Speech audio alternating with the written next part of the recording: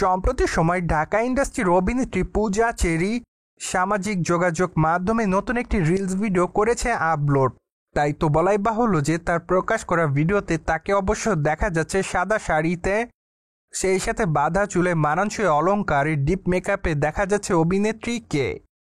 পাশাপাশি অবশ্য তার মাথায় দেখা যাচ্ছে সিঁদুর। তাই তো বলাই বাহুল্য যে বর্তমানে সাদা শাড়িতে দর্শকদের কাছে গ্ল্যামার ছড়াচ্ছে ঢাকা ইন্ডাস্ট্রির বর্তমান সময়ের আলোচিত অভিনেত্রী পূজা চেরি। তাছাড়া নায়িকার প্রকাশ করা ভিডিওর কমেন্ট বক্সে অনেকে তার রূপেরও প্রশংসা করেছে, সেই সাথে অনেকে আবার লিখেছে অ্যামেজিং। পাশাপাশি অনেকে আবার তাকে বিউটিফুল বলেও দাবি করেছে। মোরওভার অনেকে আবার কমেন্ট বক্সে কিসের ইমোজি ব্যবহার করেছে। পাশাপাশি অনেকে তাকে ফাটাফাটি বলেও দাবি করেছে।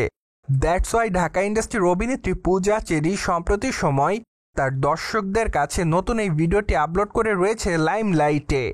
অন্যদিকে আপনারা সকলেই জানেন যে ঢাকা ইন্ডাস্ট্রির বর্তমান সময়ের আলোচিত তারকাদের মধ্যে অন্যতম পূজা চেরি। কেননা এই তারকা তার দীর্ঘদিনের ক্যারিয়ারে একাধিক চলচ্চিত্র এরই মধ্যে দিয়েছে উপহার। পাশাপাশি অবশ্য আগামী দিনে নতুন বেশ কয়েকটা চলচ্চিত্রের কাজ আছে এমনটাই শোনা যায়। তাই তো বলাই বাহুল্য যে আগামী দিনে তাকে অবশ্য দেখা যাবে ঢাকা ইন্ডাস্ট্রির তারকা নিশুর আসন্ন চলচ্চিত্র দমে। যদিও এই বিষয়টি নিয়ে অবশ্য এখনও নির্মাতারা আনুষ্ঠানিক তেমন কিছু বলেনি। তাই তো বলাই বাহুল্য যে বর্তমানে সামাজিক যোগাযোগ মাধ্যম থেকে শুরু করে নানান মহলে এমন গুঞ্জনই শোনা যাচ্ছে।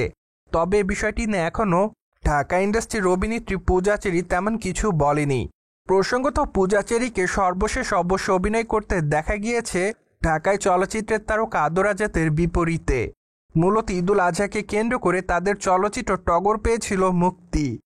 তাই তো বলাই বাহুল্য যে টগর চলচ্চিত্রে তাদের দুজনের কেমিস্ট্রি সম্প্রতি সময় তাদের দর্শকদের কাছে নজরে।